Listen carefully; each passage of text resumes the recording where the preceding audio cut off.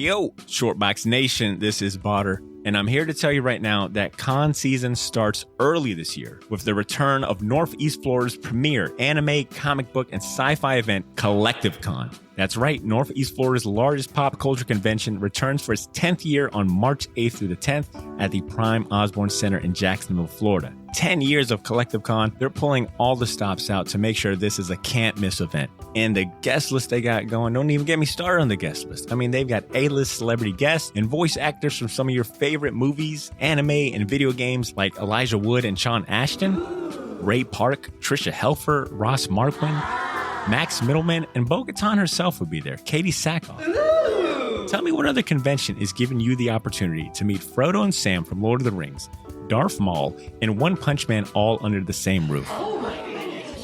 Only at Collective Con.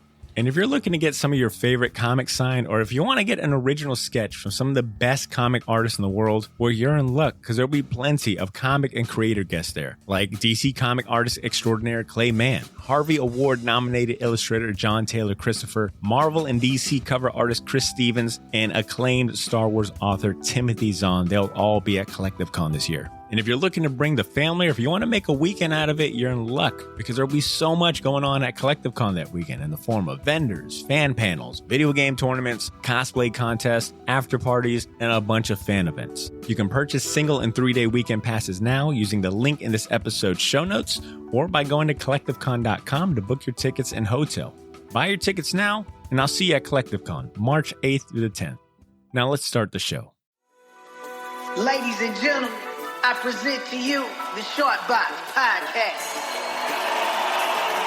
The Short Box Podcast is recorded live from Jacksonville, Florida.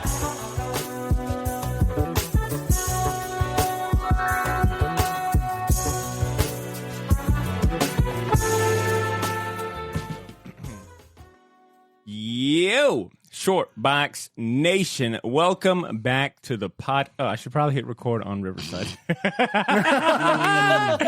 I'm recording audio-wise. All right, here we go. All right, Botter. Future Botter, you just pressed hit record. All right, now we are good to start. Let's get the show going. Yo, Shortbox Nation, welcome back to the podcast. How are you doing today?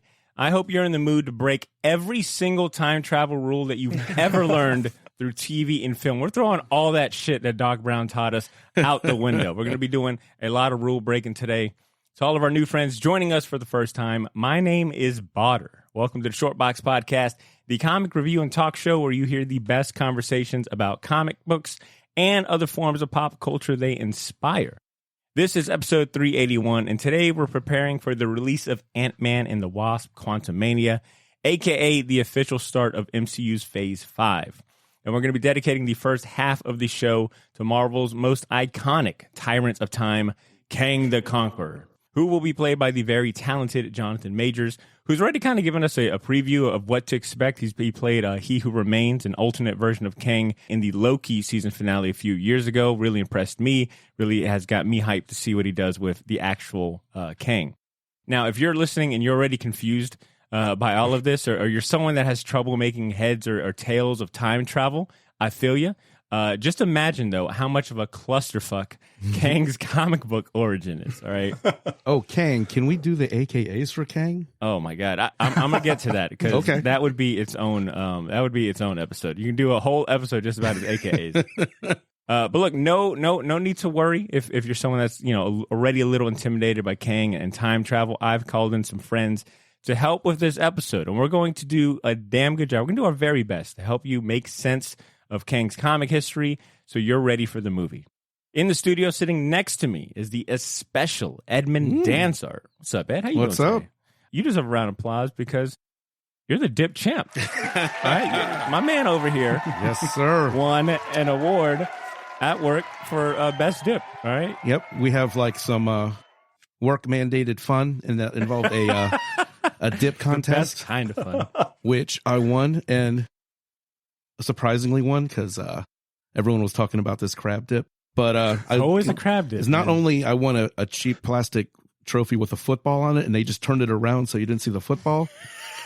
And they just put it's hilarious. But I also got $100 gift card, so I got some comics this week. So can't sneeze at that. Ed, I've got to remind you though about the short box dues that are due this month. I think it's about $100. So you're in luck. All right. And some crab dip. Yeah, and some crab dip. All right. Also joining us and helping to continue my world tour of comic podcast friends coming on the show are the hosts of the Dear Watchers podcast, a show that specifically deals with making sense of multiverses and spotlighting alternate comic universes, ranging from Marvel's What If to DC's Elseworlds and far beyond that. Shortbox Nation, let's give another round of applause for Guido and Rob. What up, Guido? What up, Rob? Hello. How are y'all doing today? Hey, thank you. It is settle down, guys. Settle down. I know. My gosh, just everyone's really excited. I have a 5-second version of that, and then what feels like an eternity clap sound effect. I'm here for it. I'm glad to finally be able to return the favor of having you guys on the show. You guys let me come on the show. On your show a few months ago in preparation for the Wakanda Forever movie. We got to talk Namor, which was a lot of fun. And we talked about the version of Namor that was if he lived, what was it? What if Namor... It was what if he grew up on land? Thank you, yes. Right? What if Namor grew up on land? And there were underwater Nazis in it, I believe. Namor. Nazi robots. Yeah, exactly. Yeah. There was Atlantean Nazis involved. It was a really crazy story, but a lot of fun. So glad to finally have you guys on board. I think this is like maybe the most perfect episode to have someone of your background and you know of your show scope here on the show. I know that you guys actually have already your latest episode as we're recording this one is all about Kang. You guys have already attempted to make sense of this character's very complicated history. How has your brain not melted? Oh, it does. And I have to say, even with 85 episodes of exploring the multiverse, it does not help make sense of Kang. This is a real he's something else, and it's been hard to unpack, but I'm really excited. We're going to try again. That is the reassurance our listeners needed right there. to that comic newbie that's like, man, the short box is going to guide me on this one. We'll see. Yeah. Guido, Rob, you guys are new to the show, and I think I didn't do the best job of explaining that the reason that we are talking about the comic that we're going to be talking about today is because we allowed our patrons to pick the topic. Whenever there's a new comic book blockbuster movie on the horizon, we look to our Patreon community, aka the Shortbox Elite, and we allow them to pick the topic for today's show. So in this case, our patrons decided that we'd be talking about the 2021 5-issue miniseries, Kang the Conqueror, Only Myself Left to Conquer, which I think is a great album, by the way. Title, by the way. Like, yeah, it's already, the cover alone, is already speaks to me. Yeah, the title and the Mike Del Mundo art definitely make for a good album cover. Beautiful. Yeah. Did either of you read this prior today? Was it you, Rob, that I was or maybe Guido and on Twitter when we were messaging about this? Like you were excited to reread it? Yeah, yes. I read it as it came out and read it again now and still struggle with it, but here we are. And Guido, I remember you gave it to me to read, but it's sitting in my ever-growing pile of comics on my nightstand, so I never actually read it. If only I could freeze time and just read comics all day long like Kang, but alas, I cannot. This was my first time reading this one, and I thoroughly enjoyed it. I'll save my full accolades here shortly. What about you, Ed? First time too? First time reading it, yeah. It's fairly new series, so it's... it is, I think, the definitive kind of Kang origin story. For sure. And perfectly timed. This is like a perfect example of like, and I know someone out there is just going to cringe at this, but like, corporate synergy, like movie and comic synergy aligning just right. But I feel like they nailed it on this one. This one didn't feel like cheap or, just like, it felt like some like thought really went into telling the story. Yeah, and there's so much like homage to the source material. Like almost every part of his story is an homage or a slight retelling of the origin. Agreed. But before we really get to diving into this today's review and really talking about Marvel's blue face megalomaniac, I would like to address the listeners and encourage anyone that might be interested in helping us pick the topic for a future episode to consider joining our Patreon community. That way you can have a vote in future episode topics. You also get access to bonus episodes, commercial-free episodes, because who wants to listen to ads when we're talking? You also get video podcasts and other content that we don't release on the regular feed to the normies. Okay, this is just for the front box Elite. And Guido is actually a member of the Short Box Elite, Yeah, all right? I'm not just a guest. I'm also a patron. Damn right. He puts his money where his mouth is, all right? Now, becoming a member of the Short Box Elite, like I said, it's the best way to get stuff in return for supporting the show. It's a win-win. You support us, you're helping us grow, pay podcast bills, and you get a bunch of awesome stuff in return. You can go the easy route by clicking the support this show link in the show notes, or go directly to patreon.com/shortbox and sign up for a support tier of your choosing. Now, on the topic of getting cool shit for very little work, this next one is for listeners located in Jax. Most of y'all know that Northeast Florida's premier pop culture comic and anime event, Collective Con, is returning next month on March 17th through the 19th. It was probably the first thing you heard when you pressed play on this episode. We've been promoting the hell out of it every episode that we can, because we're excited about the celebrities and guests that they'll have there. They've got a bunch of different activities lined up throughout the whole weekend.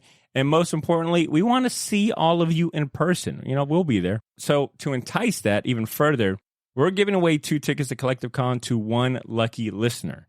And all you got to do as a listener to enter this giveaway is email us and tell us what celebrity guest or comic creator you're most excited to see at the show. They've got all of them listed on the Collective Con website, collectivecon.com. Here's what I would do to enter in the raffle. All right, here's the cheat code.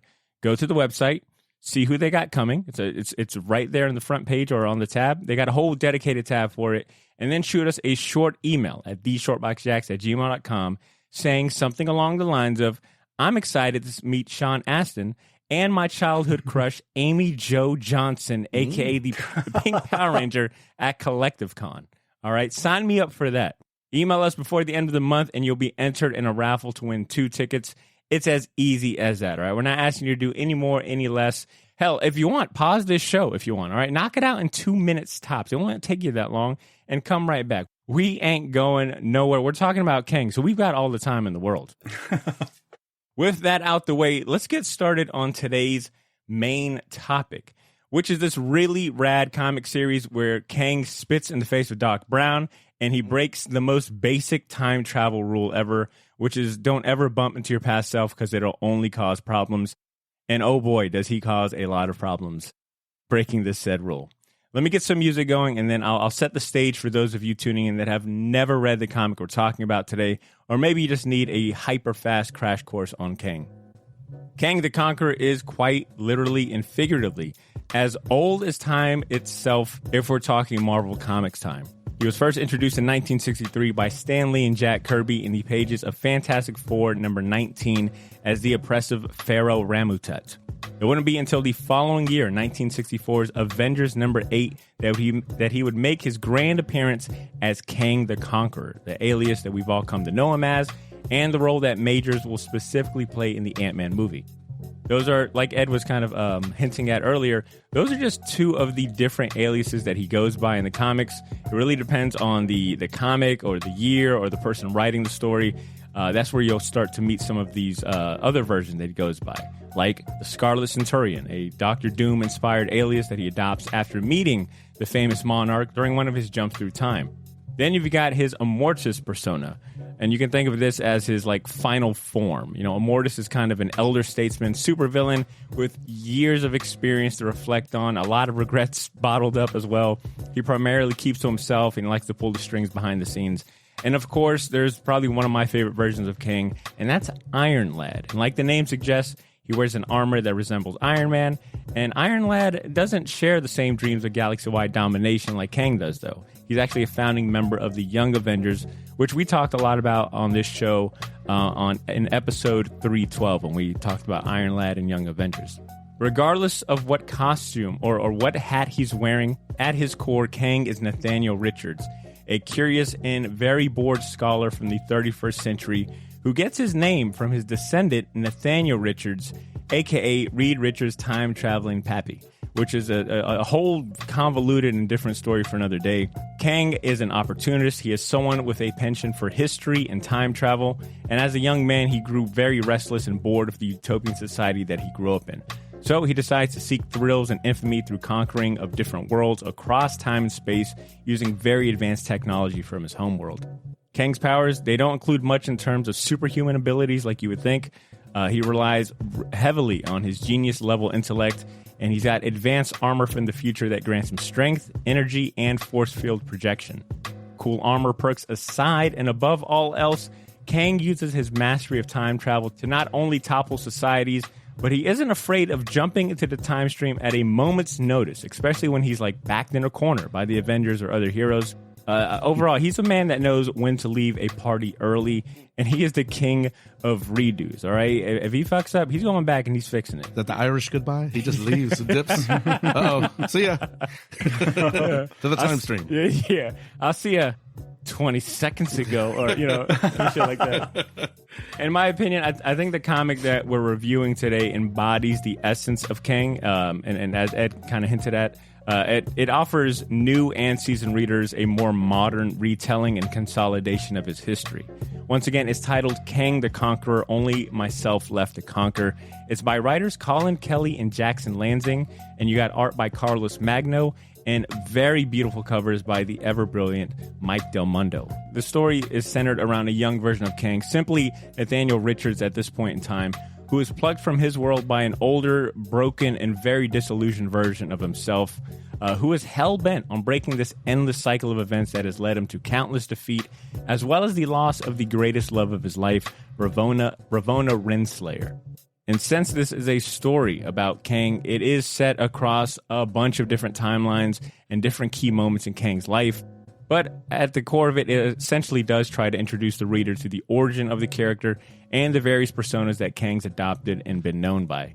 End scene, that is everything you kind of need to know going into the rest of this review. I think that is a very good high-level, kind of 3,000 feet summary. Reading the story obviously isn't required, but we always recommend you check out the comic for yourself, because that's like half the fun, right? That is actually all the fun of reading comics, is reading it yourself. And you can check out Kang the Conqueror, Only Myself Left to Conquer, if you have the Marvel Unlimited app. It's also on Hoopla if you have a library card, or you can purchase the book on Amazon or your local comic shops if you prefer a physical book. They also just released it as an Infinity comic, so they reformatted it as one of the infinitely scrolling in the Marvel Unlimited app too. I just saw those I like the formatting of those Marvel Infinity ones. I read the they re-released Jeff Lemire's Moon Knight, Jeff Lemire and Greg Smallwood's Moon Knight comic whenever the series came out. So I can see, once again, another opportunity for them to like have some synergy there.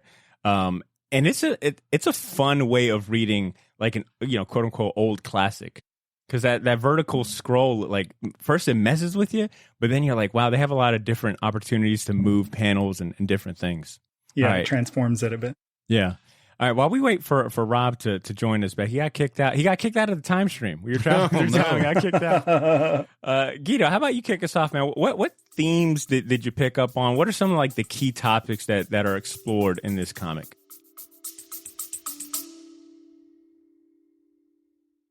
Yo, this is Botter. Sorry for interrupting this episode, but I'll keep it brief. I wanted to let you know about a massive sale we have going on over at the Shortbox store on all of our merchandise and apparel. That's theshortboxstore.bigcartel.com. You can now save 20% off your entire order using the discount code YOO, Y-O-O. So if you've been waiting for the right time to finally buy that gauntlet snapback, or if you ever wanted to buy any of the shirts you see me wear on the podcast, well, now's your chance to get them for a steal. We still have a few sizes left of everything, but they won't last long, and once they're gone, they are gone. And then I mentioned that all of our apparel is screen printed on high quality material. None of that heat transfer or direct to garment stuff. Our shirts are some of the most comfortable ones you'll ever wear, and the hats look even better in person. So wear your support for the Shortbox Nation proudly, knowing that you're going to look damn good doing it. Get to theshortboxstore.bigcartel.com as soon as you can, and don't forget to use that discount code YOO, Y-O-O, to save 20% off your entire order.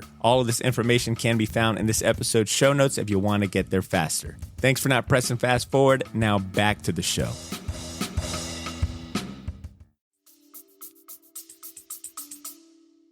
I like what Lansing and Kelly do with even the notion of conquering and what it means to Kang and what the word means, why he appends it to his name, what his motivation in conquering is. Is he conquering Earth? Is he conquering civilization? Is he conquering people? Is Himself, perhaps? Himself, love, right? Like the younger version sort of bringing in the notion of love and hating and loving. And so I really like the emotional, very human dimension that they bring in with this question of what is the Conqueror part of Kang.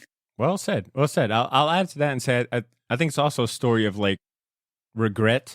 You know, that this older version of Kang himself coming to, you know, his beginning and offering to like, look, I can make you the best conqueror you can be if you just listen to everything I've been through, right? Like, there's a sense of like regret. I think they also are tackling like themes of control, like a villain's control of that one thing he wants, despite like fate and like, you know, this cycle that he's in.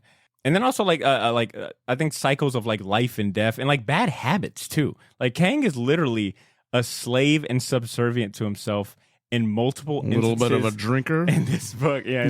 Yeah.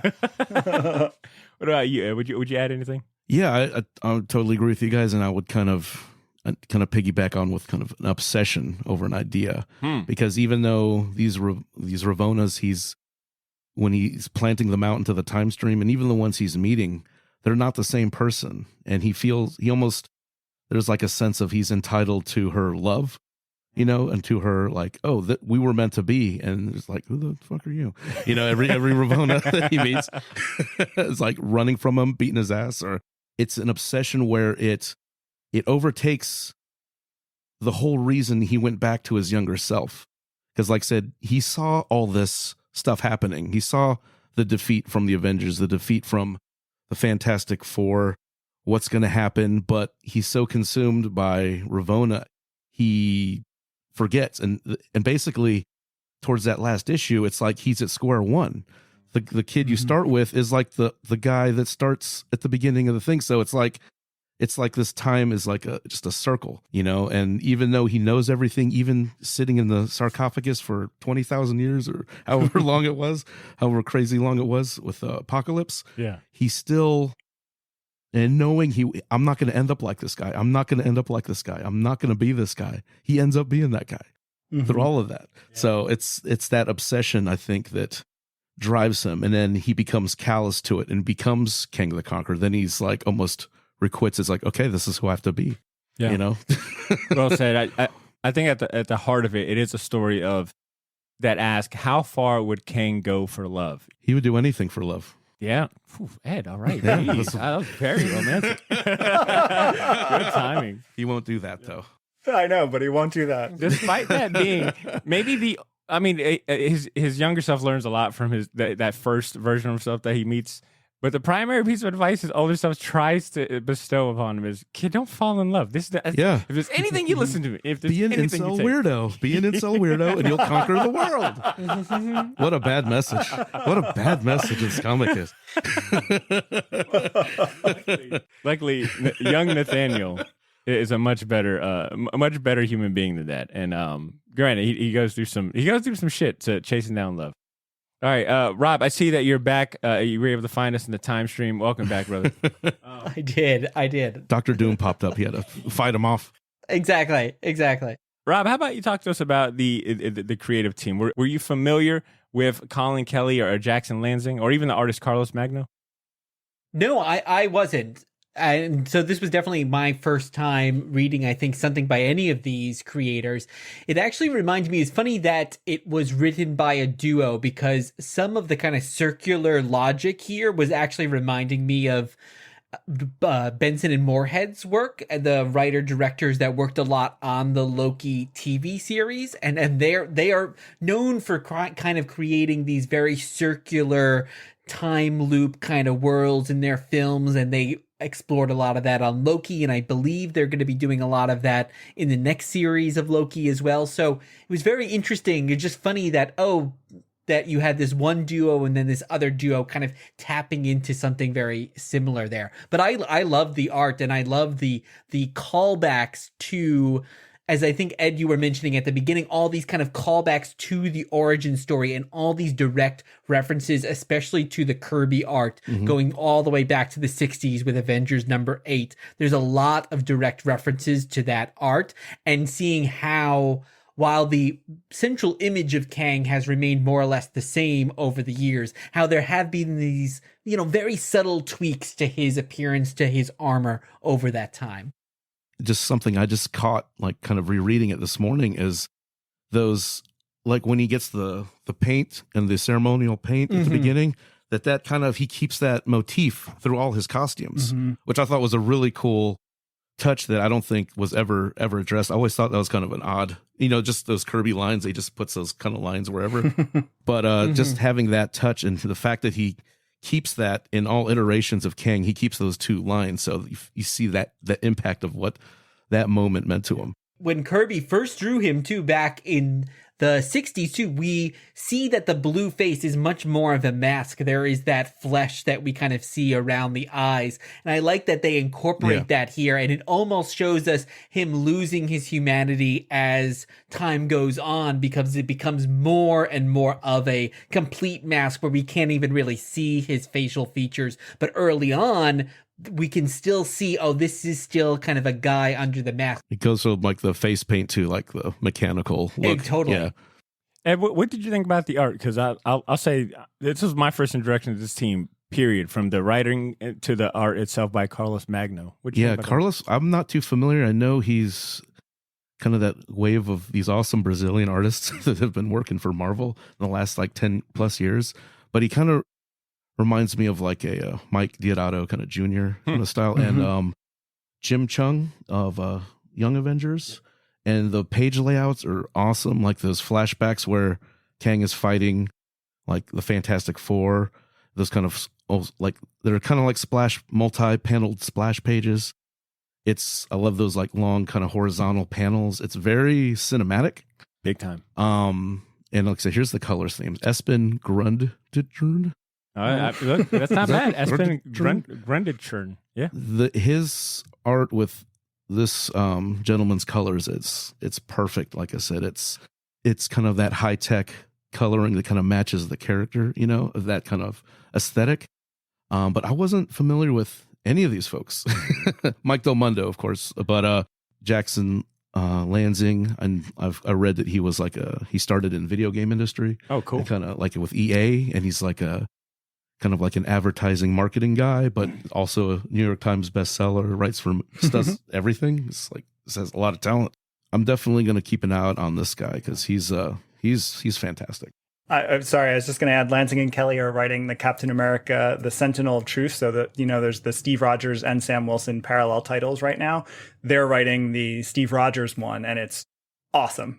It is like this Kang. It's just a really good, fast-paced sort of thriller, but that interrogates a lot about what it means to be these characters. They're a great team. That is really good to hear, because that is something I noted here, that the narration and dialogue I felt was really robust. And sometimes it almost feels like overkill, the amount of written introspection that we get from like Kang's point of view, but also refreshing, because I think that's probably been my biggest gripe with some of the Marvel titles I've tried or come across, is that I just feel like the vernacular, the verbiage, it just isn't there. And I think that's why I've been gravitating towards more, I guess, like wordy comic books, like the Black Label stuff, because they allow like the writers to like really have like fun with some of the flowery language and, just introspection. I was really pleasantly surprised by how much like monologue boxes and inner narration that we got from Kang in this. And to like, I felt like that gave me a really good view into like his mind and like how he was reacting and absorbing some of this information. Because, I mean, we're seeing it from the point of view of like this young kid destined to become Kang, and like, experiencing these events for the first time, but not really, but out of place too. So I thought that was like an interesting perspective or position to put the main character in. And then as far as the art goes, talk about some highly detailed artwork. Magno clearly has a knack for, I think Edgy brought a few of these, but like action and depicting battles and war. Anytime he gets a chance to flex like a strong one page splash, it's like, it just stops you in your track. There's a really good, I screenshotted a few of them, but I think it was an issue 2 where it's Nathaniel and meeting like Egyptian Ravonna, who is which is really badass because she's like, Moon Knight in this world, which was super cool. But when they get surprised, when the fucking Sphinx battleship just sneaks up on him. Just sneak, bloop. It was, first of all, the design of that battleship is super rad. Cool. But he does that a few times where he just sneaks these like 1-page splashes on you, and you're like, oh shit. Like, I was appreciating your art in these small boxes here, but you got a chance to breathe. It reminds me of like George Perez's like knack for multi-character books, where he can just draw a bunch of like, characters all going at it, huge fight scenes. And I don't know if you guys are familiar, but I got big Jimbo Salgado vibe. I don't know if he's done a lot of, if that's like a name a lot of people would know. I don't know if he's done any interior work. But I used to follow him on Instagram, and I think he only would do like covers because the amount of detail he would put into like his covers. He would do like big X-Men panoramas and all that. But Magno's artwork reminds me a lot of Salgado, where there's a lot of eye for detail and a lot of action. Yeah, and it's cool that Sphinx ship is such a cool, because that's, where in the old Marvel, it's basically this origin of the Sphinx is Rama Tut just flies there with it. And it leaves it there. It's like, let him figure it out. He was in that like food of the gods kind of phase of like aliens building, the pyramids and all that stuff. It's hilarious. Yeah, well said. One other influence I'd add real quick is Phil Jimenez, because I think what Magno does really well is it is incredibly detailed, but it doesn't have that hyper realism, which I appreciate, but is a choice. This still feels like a comic, and it feels like a cartoon, but there's so much detail in it. And I think with the detail and the color, things don't get lost. He fades out the backgrounds. He does a really cool job of fading out the backgrounds, and those figures just pop, brightly off the page, at least, off the telephone screen. I'll say this much: if you're a new reader who's gonna get excited seeing Jonathan Majors portray Kang on the big screen, you could pick up this comic. Granted, it might take you 2 reads. I think it'll probably take you 2 reads to really get the story. But if anything, you won't be lost by the art. You'll be highly entertained, and I think the art and layout is so clear. You won't complain about that. Yeah, and you said there's a lot of monologuing, but I never felt like it fought each other, like the words, and because it's not sometimes like Alan Moore will just have a half a page of text. Yeah, Jesus, and you're like, what? yeah, and you're like, what was really said? It's like, what did I really read?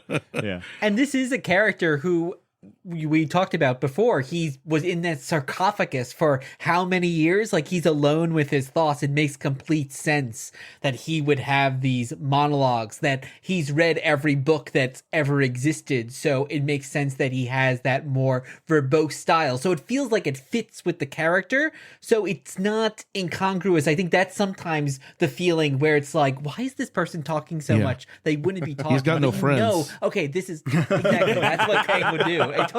Totally.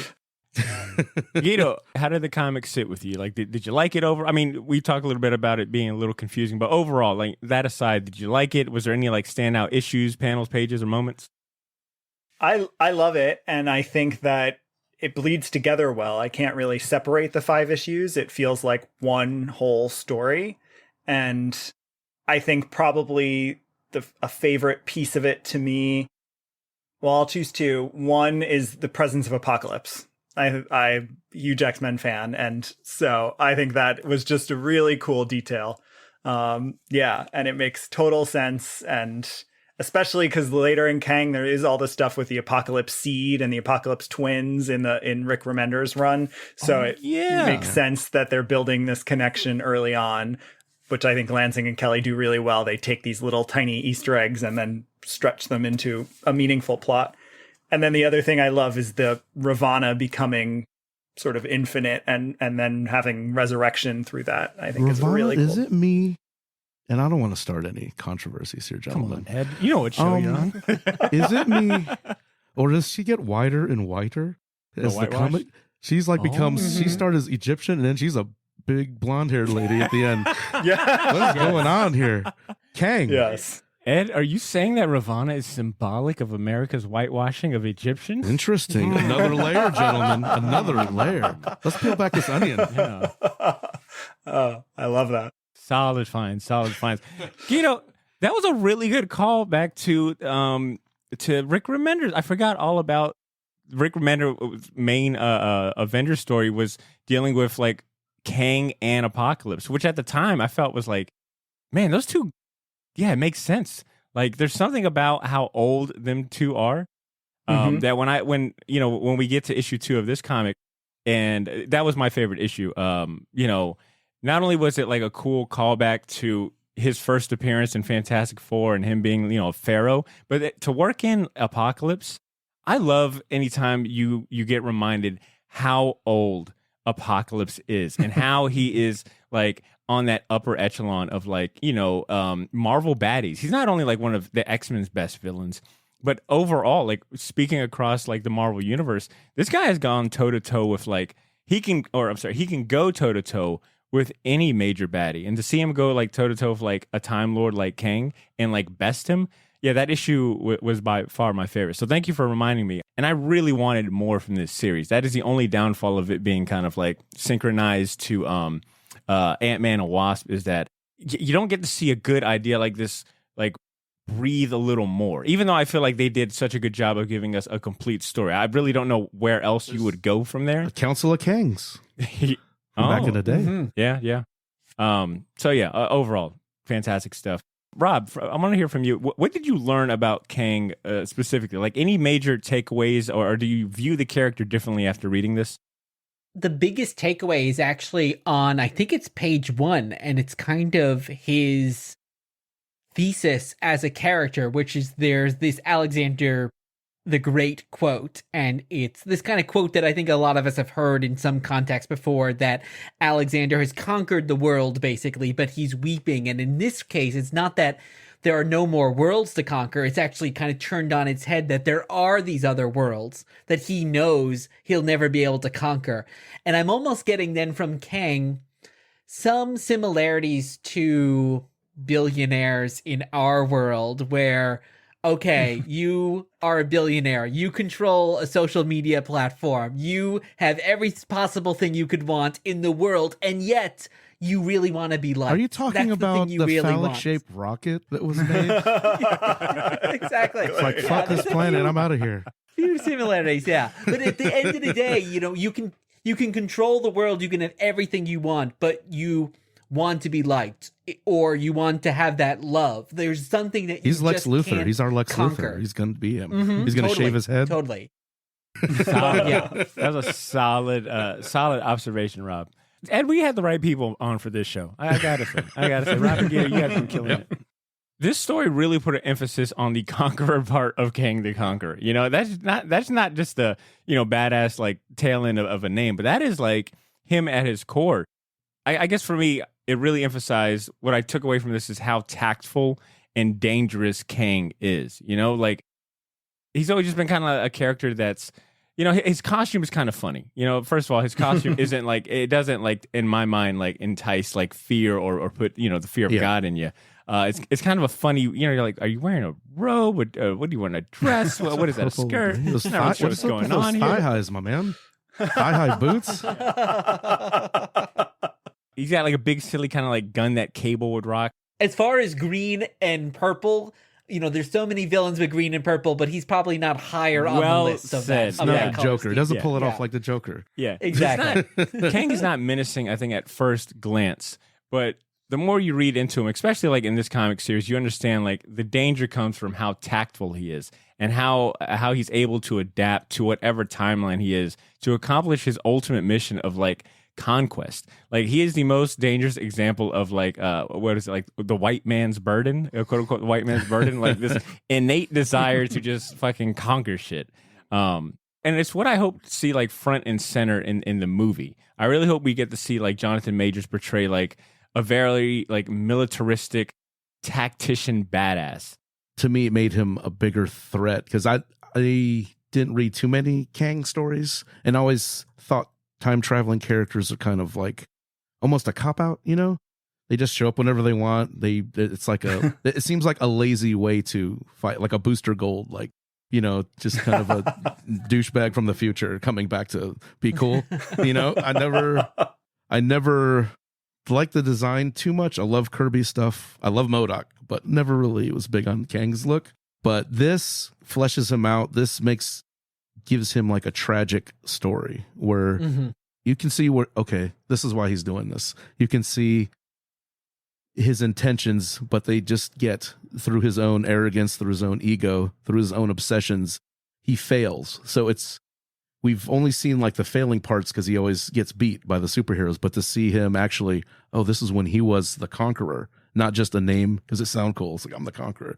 This is like, I've earned this title. I've got the resume to prove it. Yeah, to see him like going through like, conquering that kind of apocalyptic future and going through those timelines with that cool page where he's like fighting all these different like scrolls and, basically fighting it, but not finding any real satisfaction from it.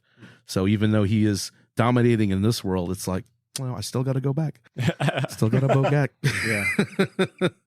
I think that's what's so cool about this too, is we just looked at his origin issue in our last episode, as you mentioned, Botter, and what I like about it is that from the very first appearance, he's arrogant.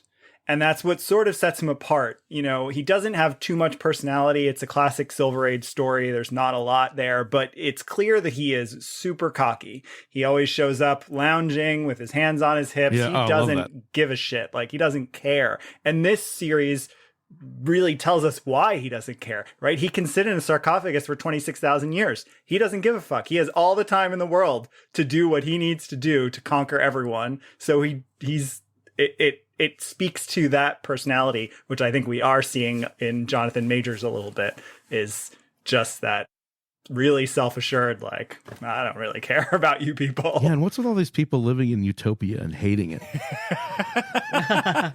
Wasn't like Silver Surfer's like, everything's great, no disease, ungrateful everyone's bastards, dude. Good looking. This isn't the life for me.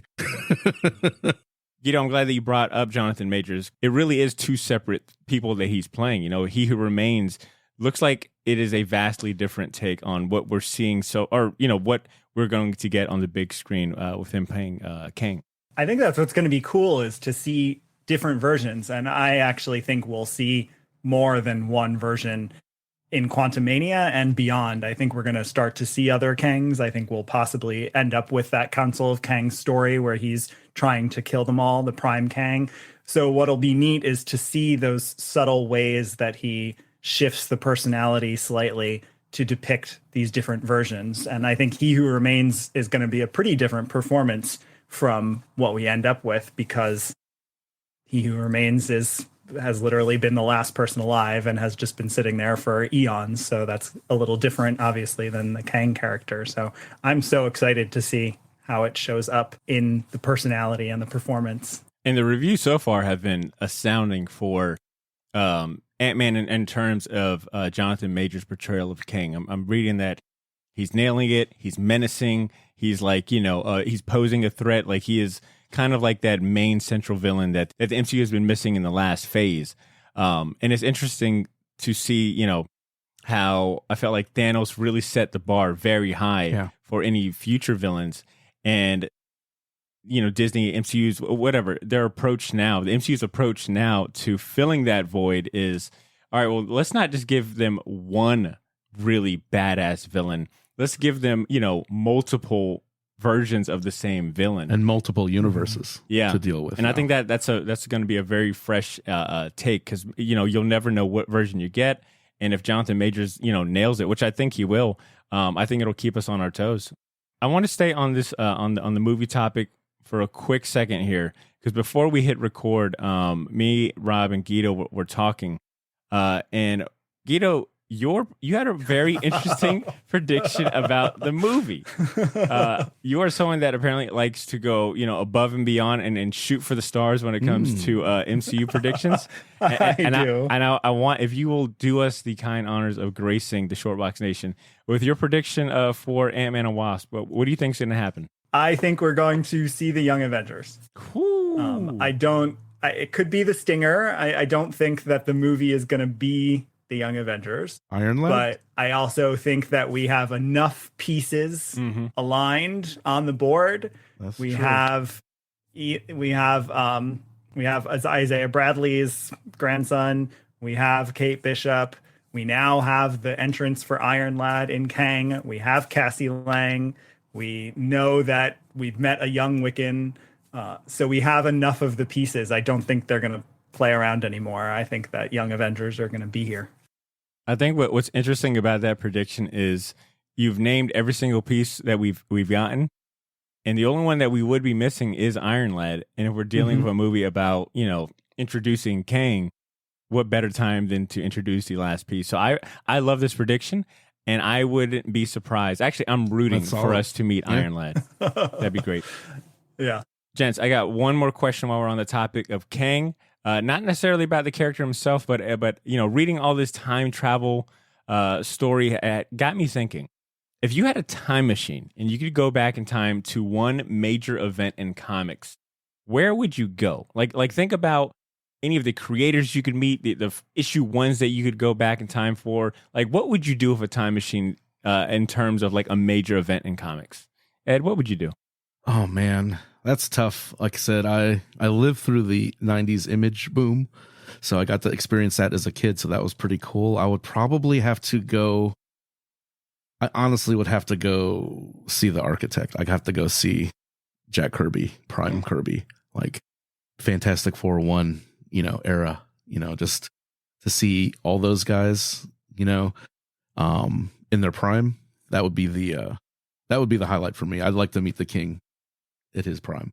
I had a similar answer to that too, but I have a cheat code to meet all of like the architects and the major names. I would use my time machine to go back to the first San Diego Comic Con or the first like New York Comic Con. Because imagine meeting Jack Kirby, Stan Lee, George Perez, like Frank Miller in like their prime, when they were like just starting out. For free. Like imagine getting to meet any of them for free and to get a sketch from like Frank Miller, John Romita, Jack Kirby for a nickel or something, right? I would use my time machine for Keep that. the change, Jack. Here's $1. Rob, welcome back. Rob, what would you use a time machine for if you could go back in time and for a major event in comics? We watched that great documentary not too long ago about Bill Finger, who is one of really an unsung comic person, because for years he was not credited with basically co-creating Batman and co-creating a lot of the other characters. So I feel like I would go back and just try to help give Bill this advice. Give him the Kang prep talk? Bill... Exactly. Yes, exactly. I'd be mentoring him, say like, Bill, don't sign that document. Don't give Bob Kane all of that, all of that, because he eventually, did not make all this great money from the big Batman movies and all this other stuff. So that I would give Bill that very important advice. Batman would be red with a handgun still if it wasn't for Bill Finger. He'd be bright red with a handgun.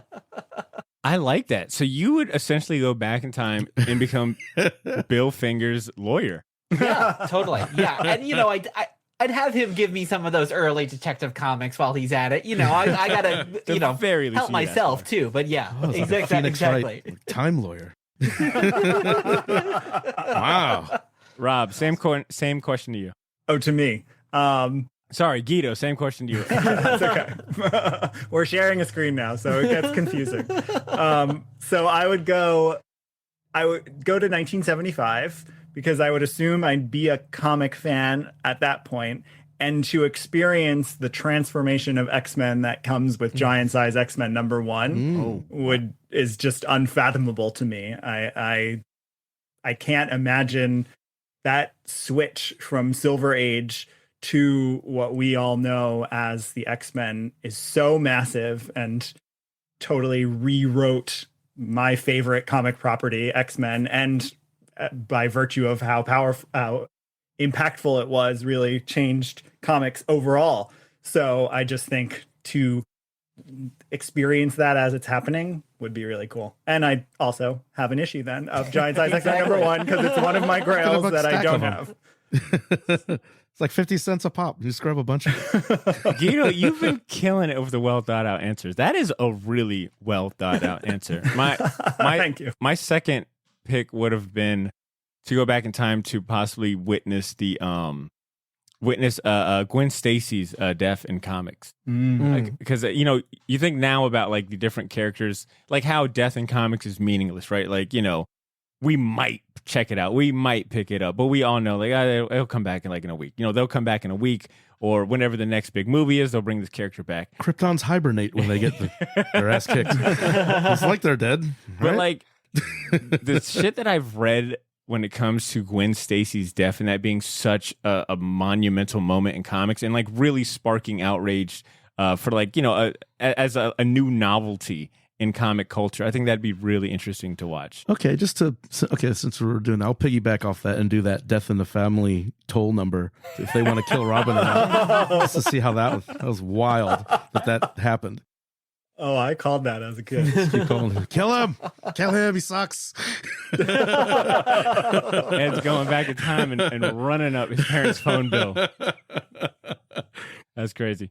All right, gents, last question when it comes to Kang the Conqueror, and that is there any recommendations you got for more reading material? Let's say someone, I'm talking to the person that just probably, that's going to go watch this movie, that's going to get excited about, diving into Kang. They might, I highly recommend they check out Kang the Conqueror, Only Myself Left to Conquer, but where else would you point them to? I have to say, Kangaroo the Conqueror from Spider-Ham is a fun alternate version that everyone can check out. But if you're interested in something serious and not the Kangaroo, I actually am going to go with a also recent from probably 2020 or 2021 also, the Doctor Doom 10-issue series by Christopher Cantwell, because Kang makes a number of appearances in it and plays a significant role in it. And it's a really great, talk about good writing, that has a great interplay between Kang and Doom throughout. It's almost like a twisted buddy cop movie kind of tone in some issues. And it's funny and it's dark and it explains a little bit of their backstory and their relationship. So I recommend the Doctor Doom series from a few years back. And I would say one of the things I read so much growing up was the official Marvel handbook for the Marvel Universe. I mean, that was my Bible growing up. And what's so interesting also about Kang is he must be one of the only characters in the handbook to have multiple entries, because all of those other characters that you mentioned, Boddard, at the top, Immortus, the Scarlet Centurion, Rama Tut, they all have their own entries Victor in there. Timely has one? Yeah, I don't know about Victor. Yes, he did. I don't think he made it in, but all the other ones do. So it's fun. So that, like, for a character as confusing as Kang, I think it's good to kind of go back and like read those original entries, because those are great capsules of this fairly complicated character with all these backstories, these back histories. To say like see Kang for every like alternate version. Exactly. Like I love the Scarlet Centurion on the Squadron Supreme's Earth, where he has the cure to cancer and he just won't give it to Tom Thumb, who's suffering from cancer, because he's just a prick. So what more of an awful thing is like you have the cure to cancer and you're not going to give it to this person. Was that the one? Okay, this is the 80s, like the 86 Squadron Supreme, or is it, didn't he give him the cure to cancer, but it ended up being like water or something? When he gives him eventually the cure to cancer, but the thing is that Kang in the Scarlet Centurion's world, everyone has evolved so much that it's okay. It's just like taking a vitamin at this point. But back in the 20th century, it doesn't really matter. So it's a very monkey's paw kind of Twilight Zone kind of little twist that they throw in there. They went hard. That comic went hard. It's like, you're so smart. You make all these inventions. Why can't you cure cancer? It's like, I don't know. Those are some solid recommendations. And I will encourage any of our listeners right now that has never seen Kang the Kangaroo to go ahead and give that a Google search right now, because he is probably my favorite character in Spider-Ham. This is awesome. All right. That was fantastic, gents. That was, I feel like, if you as a listener are not somewhat piqued or interested in checking out Kang the Conqueror, whether it be this series, Only Myself Left to Conquer, or any of the other recommendations, I don't know what's wrong with you, man. He's a very interesting character, and I know Jonathan Majors is about to make a big name for that character. You remember when Thanos first appeared on the big screen, many years ago, and from then on, it was like Hell, I literally have a shirt with Thanos on right now. Damn, I should have thought a little bit ahead of this because I'm about to talk about like the fan hype. But like Thanos was like all of a sudden a household name. You're like, wow, Yeah. this motherfucker is a household. Like everyone knows who Thanos is. Everyone's excited about like seeing him like kick ass. I have the same feeling when it comes to Kang the Conqueror. I think after this movie, Jonathan Majors is about to leave a crater-sized hole in the MCU. Like Kang is about to blow up. It's about to be on everyone's going to be talking about Kang the Conqueror. I just feel it. And then price is about to go way up for all of his appearances. Yeah. True. Kang will be good, but MODOK Mania is coming, and I'm waiting. I'm so excited, and I'm excited for that. Me too. Let's move on to our next topic. And since we're on the topic of time travel, let's take a look at the not so distant future for our next segment. And let's talk about the comic books coming out next month, not that far in the future, just a couple weeks, that we need to be aware of. Let's grab a fistful of comics for this next part. You can either have a mouthful of teeth or a fistful of comics. Fistful of Comics is a segment dedicated to helping all you comic-curious newbies find the best starting points in comics and for the loyal Wednesday Warriors looking for something new to try. Of course, we're lucky enough to have today's comic picks provided to us by Ben Kingsbury, the owner of Gotham City Limit, Jacksonville's premier comic shop for comics, toys, collectibles, and a whole lot more. Look, Ben lives by one creed among all, and that's to take life to the limit, especially when it comes to comic books. There is no one better to be your guide into the wide world of comics than Ben. So let's get some music going and see what he's picked out for us today. So I always have the advantage of, hearing his voicemails ahead of time and seeing his picks. And he got us another theme today. His theme for his picks today are non-big two. All right. So if you're someone looking for non-Marvel, non-DC comics to try out, Ben's got you covered today. Starting off with his first pick, which comes from a new publisher that's not really a new publisher. And I'll let Ben explain that. Here he is. Good morning, good afternoon, or good evening, Short Box listeners. I'm Ben K, representing Gotham City Limit in Jacksonville, Florida. And these are my picks of the week that you should add to your comic pull ASAP. Let's give the little guy some love. Did you know Behemoth Press has become Sumerian Comics? And I bet you may have missed out on some awesome stories like The Illusion Witch, Kingdom Come Deliverance, or How I Became a Shoplifter. Well, don't miss out on Pop Scars #1, a brutal Hollywood revenge story set with a vigilante badass in a pink ski mask. Do I have your attention yet? The best way to topple an empire is from the inside. However, all good revenge stories leave scars. You can tell Ben loves doing this because he always manages to make himself just tickle. He always manages to tickle himself. All right, so that was Pop Scar #1 coming out through Sumerian Publishing, which former Behemoth Comics. I didn't know that they switched names. That comic is being written by Pat O'Malley with artwork by Santi Gullion. That comes out March 22nd. All right, next up on his list is one that I have been eager to read and check out. I'll tell you why here in a second, but it comes out through Whatnot Publishing, who we've had on the show earlier this year. Let's hear it from Ben. Next up, Astrobots #1 by Whatnot Publishing. If you're a Short Box listener, then I know you know about the newly formed Whatnot Publishing Group, and this is the comic I'm most excited for. This comic is written by the creator of Marvel's Death Head and Transformers Last Bot Standing, Simon Furman. With heavy metal mag artist Hector Trunick bringing the pencils and inks, this is a comic for all sci-fi fans. Evolved mech with a future-proof plan that does not include humans? What could possibly go wrong? A fuck ton can go wrong, Ben. All right, a lot can go wrong. All right, the main reason I am excited for this one, me and Drew actually covered this particular title when we recorded the January previous episode or something like that. So it's a new Whatnot comic. So that means it's got 40, 50 different variants, right? Ed, I think I saw you scrolling through it.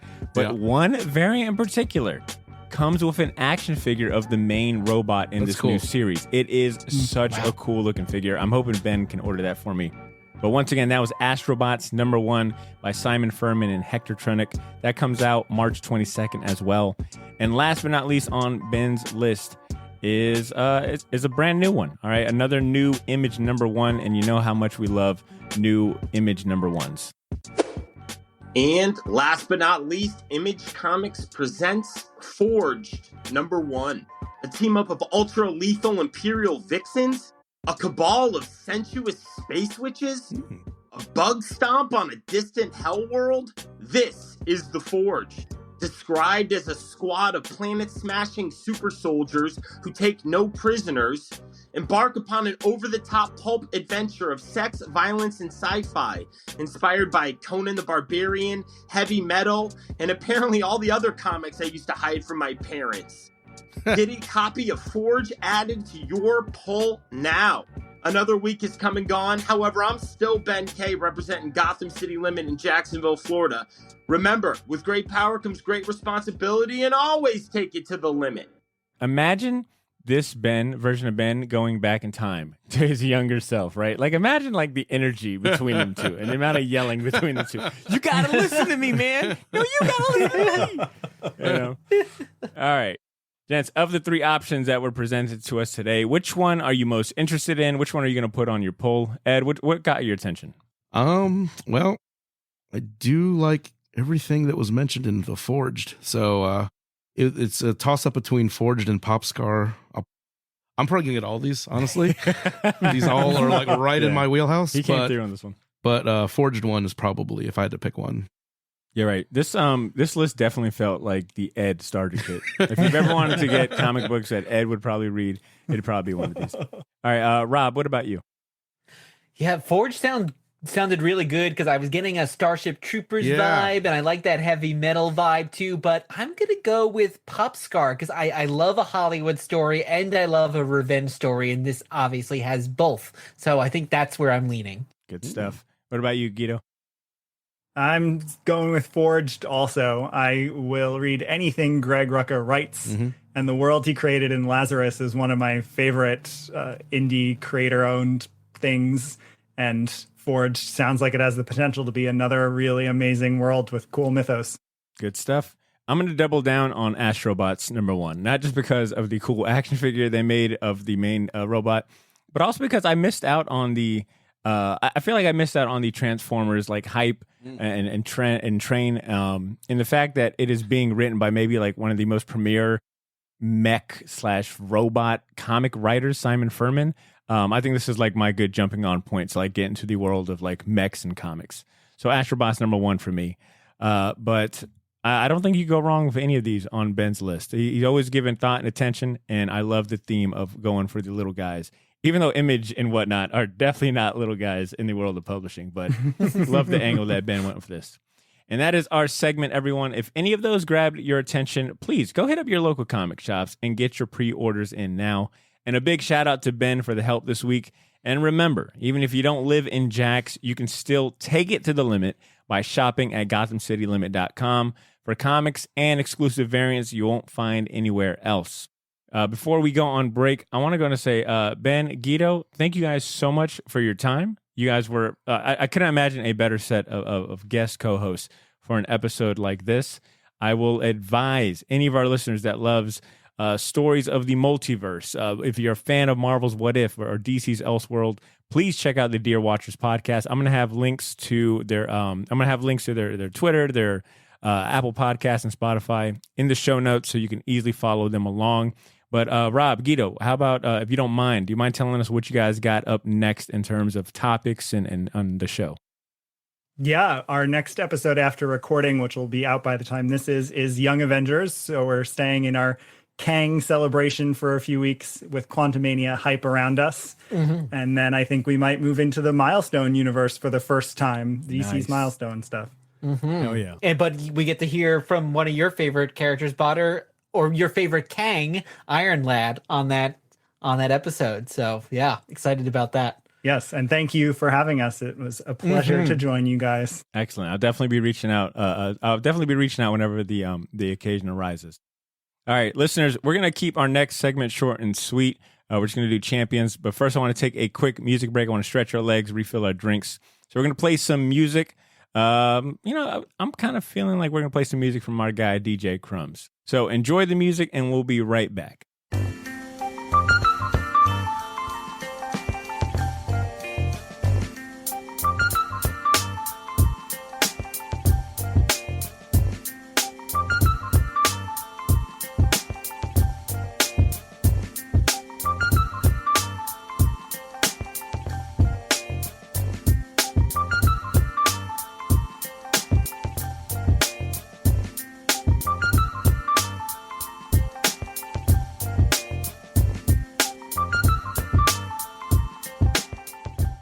And we are back. Once again, that was music from our good friend DJ Crumbs. Give our guy a follow on Instagram, right? I got a link to his Instagram in the show notes. You can listen to more of his music, check out the artwork that he does himself.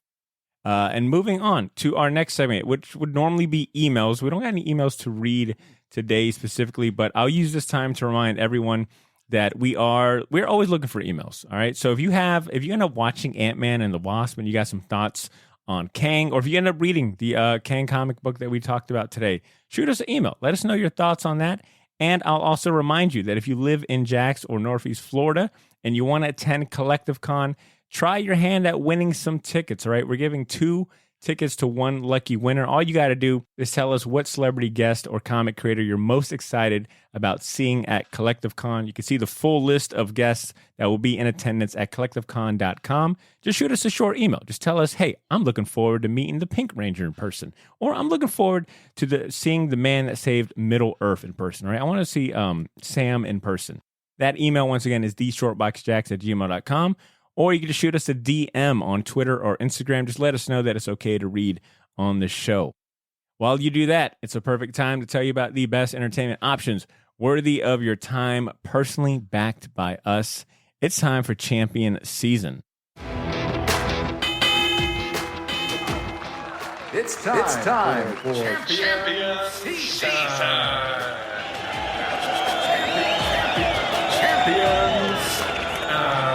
Champion Season is a part of the show where we highlight the movies, TV series, books, video games, and other entertainment options that we've been spending our free time on. Man, I'm sorry, Ed, it's been what, like a couple weeks now since I talked to you, man? What's new for you, man? What are you going to champion today? I know you guys have championed this before, but the trade just came out. Tom King's Supergirl, Women of Tomorrow. Wait, it came out? I thought it was sold out everywhere. Oh, well, I got it like maybe last week. Oh, good.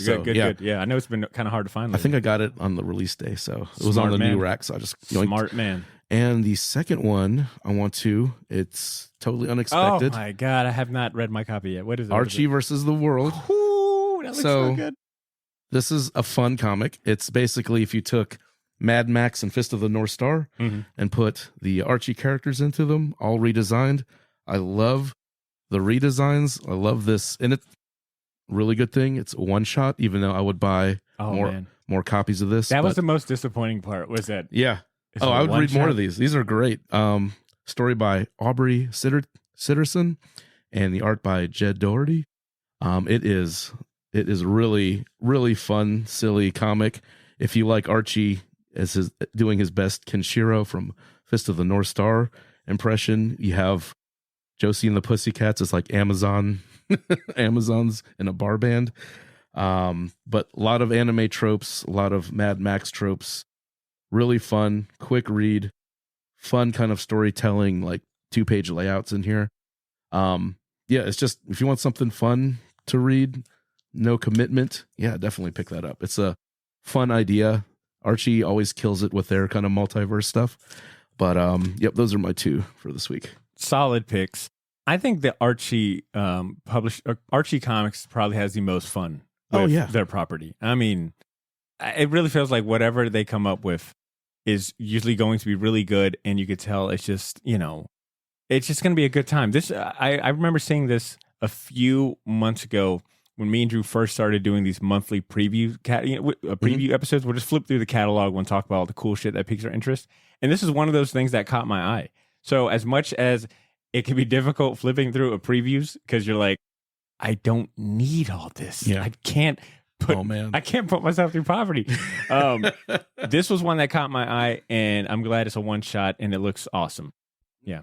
What did you real quick? What did you think about the Supergirl? Did you end up? Do you have a chance to read that yet? I'm not all the way through yet, but I'm digging it so far, and I love the artwork. Oh, So, yeah. it's good, and I think that's going to be the Supergirl movie is going to be based on it, or series is going to be based on it. James Gunn called it out by name, and he called out Tom King. Like, if there's anything if there's one thing I would be able to hone in on when it comes to James Gunn and this whole DCU relationship of his, is the fact that he is amplifying comic books and like the source material so well. Like the fact that he's calling out Tom King and the Supergirl series. And I'll do a quick side champion of Creature Commandos being announced. Oh man, I thought about I saw your excitement on Instagram, but I thought about you when I seen it. You can go back if you've listened to this when we've always talked about what we would like to see. I always mentioned Legion of Monsters and Creature Commandos. Yeah, so I am stoked. It looks cool at least from the still image,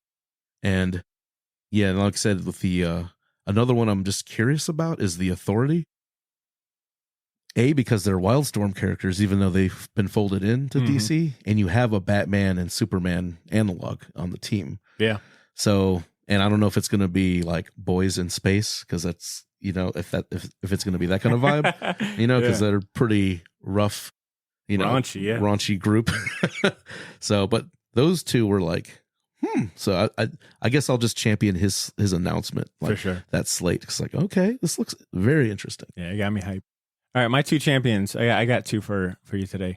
First of all, The Last of Us HBO TV series has been fucking awesome. Look, when it comes to video game turned TV series or movie franchises, they're usually hit or miss. Some off the top of my head that I recently seen that I was really disappointed. Uncharted could not, I was like, terrible. And then the Tomb Raider movie that came out a few years ago, the latest one, not the Angelina Jolie one. That one's a classic, all right? For all like the worst reasons. But the recent, I don't know, just overall kind of generally speaking, video game, TV series, movies, usually hit or miss, don't really land well with me. But Last of Us, I feel like whatever they are doing needs to be applied to all video game video game movies and TV series in the future. I'm not saying rip it word for word, but whatever creative energy or synergy they got going on has been awesome.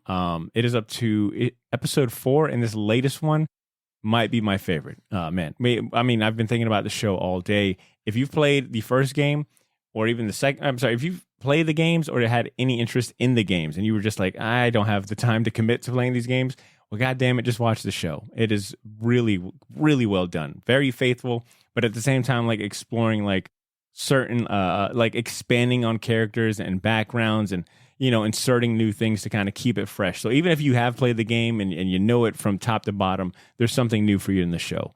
And Pedro Pascal is, man, that dude's been killing it, man. That dude has been killing it.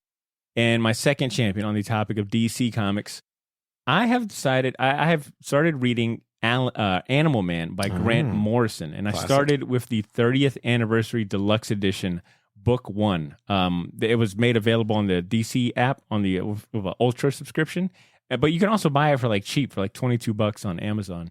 I was thinking about, a few months or a few episodes back, we were talking about like iconic comic book stories and series that you've never read, but all the praise about, right? Like, the zeitgeist is like praising these books, sees them as classics. And Animal Man has always been one I've heard about, but I've never given the time of day. And I found this kind of being a perfect opportunity. And I just had a wild hair up my ass to like give it a shot. Dude, it is fucking awesome. Yeah. Meta as hell. Does that have the Wile E. Coyote? Yes. Okay. Yes. And I got to that. I guess it's like a multi-part. That Wile E. Coyote part is like like a 2 or 3-ish part. But I got past the first one, and I have never wanted to rewatch Looney Tunes with this new view that I have now. I mean, man, talk about some meta shit, dude.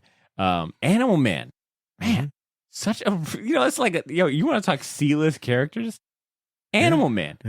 But you apply Grant Morrison, awesome stuff. Yeah, I highly recommend it. If you're looking for something just trippy, meta, kind of like zany, but like, yeah, you know, it never feels like he's it's a really intelligent, smart book, but not one that I feel like insults your intelligence or tries to make you feel bad about reading comics. Or, you know, like when you read Alan Moore, sometimes you're like, man, does he like superheroes and comic books? Or, you know, does he hate them? You know, you're always kind of you feel like you're straddling the fence. Grant Morrison, I feel like is a perfect example of someone that embraces the zaniness of the medium. Yeah. And this is a prime example of that. So Animal Man has been a lot of fun. I think I'm on book 2 right now. I can speak for Garth Ennis. He does hate superheroes. Yeah. So I highly recommend. Once again, my champions are The Last of Us and Animal Man by Grant Morrison. Shortbox Nation, it's your turn to chime in now. If you got a killer champion that we should check out, stop holding on to it, all right? Don't be greedy. Share it with us. Let us know if we should try out any recommendations. Share it with us. We'd love to get some feedback on the episode as well. Hit us up on Instagram, Twitter, or email. Ed, do we got any parting words to share today? We got anything? What do we got? I'm kind of... Never fall in love? I don't know. You beat me to it. 'Cause I was gonna say, as terrible as this advice is, and now I've never lived by it. I'm inclined to, I guess, share like Kang's advice to his younger self, which is don't ever fall in love. Yeah. I think I can tie a string between our parting words from our Bill Watterson episode to here, which is know when to leave the party early, because Kang is a fucking king at that. He is you know what? I think I'm gonna go home, which was 30 minutes ago. Mm-hmm. Yeah. So know when to leave the party early. Don't take his advice about never falling in love, right? Just fall in love, all right, guys? Embrace it. With that being said, there you have it, Shortbox Nation. Thank you for hanging out with us. I hope you enjoyed the conversation. Please give our friends Rob and Guido a follow over at the Dear Watchers podcast if you're looking for another great comic podcast to add to your rotation. And if you enjoyed this episode, well, help us spread the word to other comic fans. Leave us a 5-star rating and review on Apple Podcasts or Spotify. It'll be the easiest review that you ever left. Just say, these guys were awesome. Check out the podcast if you like comics. Just leave us that, all right? And that would mean the world to us. Next week, you'll get to hear our thoughts on Ant-Man and Wasp because, you know, I'm going to go watch it opening night, and I am going to hop on the mics immediately after. So we'll have that episode up by Friday for our Patreon community. So like we always do, our patrons will get first access to that, and everyone else can expect that next Wednesday. Now, if a week is too long for you to wait and you start to suffer those annoying short box withdrawals, the only solution I got for you is to head over to our Patreon community, sign up for one of our reward tiers, and enjoy bonus content to hold you over, right? I know you've been thinking about supporting the show. That might have been one of your New Year's resolutions. Well, look, it's time to go ahead and just fulfill that New Year's resolution. Join our Patreon community already. I promise you, it's worth the investment. Hit the support this show link in this episode's show notes or go directly to patreon.com/shortbox. Just make it easy on yourself, right? In the meantime, take care of yourselves. Go read your comics, right? I know you've got a stack of comics in that corner waiting for you. You're probably like me. You're like, you know what? Saturday is when I'll read it. Saturday comes and then you get busy. Go enjoy your comic books, right? Do that for me. And please continue to make mine and yours Shortbox. We'll talk to you next week. Peace.